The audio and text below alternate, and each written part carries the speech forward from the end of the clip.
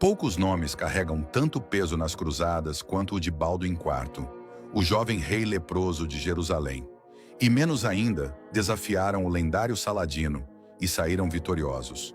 Mas essa é uma daquelas histórias que parecem lenda, e ainda assim são reais. Balduin nasceu em 1161 e foi diagnosticado com lepra na infância. A doença era um fardo terrível na Idade Média, mas isso não impediu que ele fosse educado como um nobre, aprendendo filosofia, religião e tática militar. Aos 13 anos, tornou-se rei do Reino Latino de Jerusalém, numa era em que o Oriente Médio estava em constante conflito entre muçulmanos e cristãos. Do outro lado da Guerra Santa, se erguia Saladino, um estrategista brilhante e defensor do Islã, que já unificava Egito e Síria sob sua liderança. Em 1177, Saladino lançou uma campanha audaciosa para tomar Jerusalém. Ele marchava com mais de 20 mil homens, enquanto Balduin mal conseguia reunir 400 cavaleiros. A derrota parecia certa, mas Balduin tinha algo que Saladino subestimou: inteligência estratégica e fé inabalável. A vitória de Balduin IV em Mongisar não foi apenas um milagre. Foi fruto de uma estratégia ousada, quase suicida, que virou o jogo contra um exército muito mais numeroso. Para entender como isso aconteceu, precisamos olhar com atenção para os movimentos antes da batalha.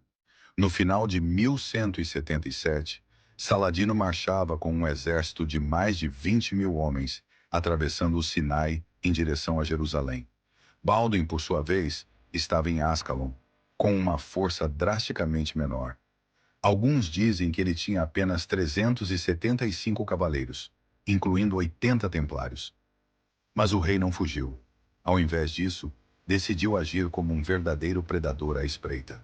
A primeira parte do plano de Balduin foi evitar o confronto direto enquanto Saladino avançava. Ele usou o deserto ao seu favor.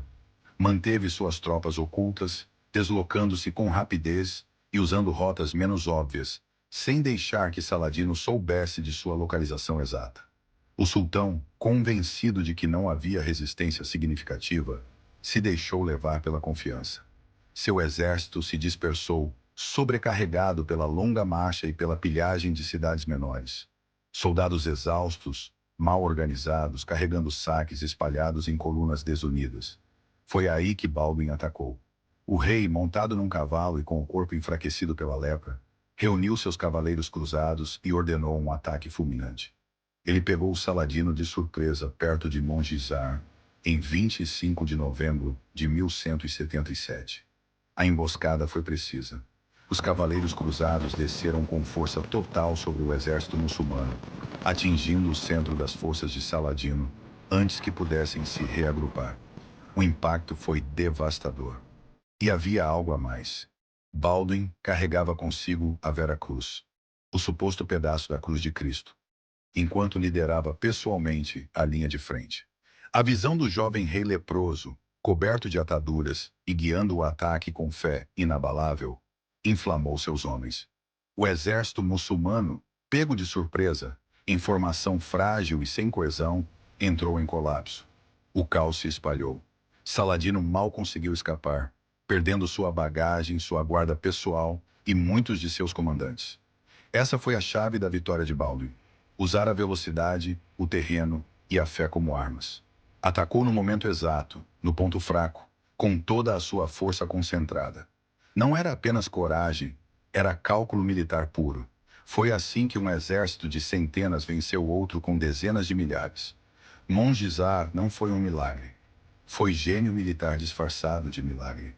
A vitória em Mongisar ecoou por toda a cristandade.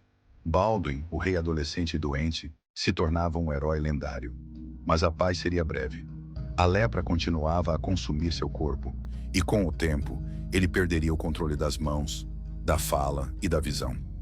Ainda assim, mesmo com a saúde se deteriorando, Balduin continuou governando, tomando decisões com sabedoria, tentando manter a frágil aliança entre cruzados, barões e ordens militares. Sabendo que não viveria muito, nomeou seu sobrinho Balduin II como herdeiro e tentou garantir que o reino tivesse estabilidade. Mas as disputas internas entre nobres e os conflitos com Saladino voltariam com força total após sua morte.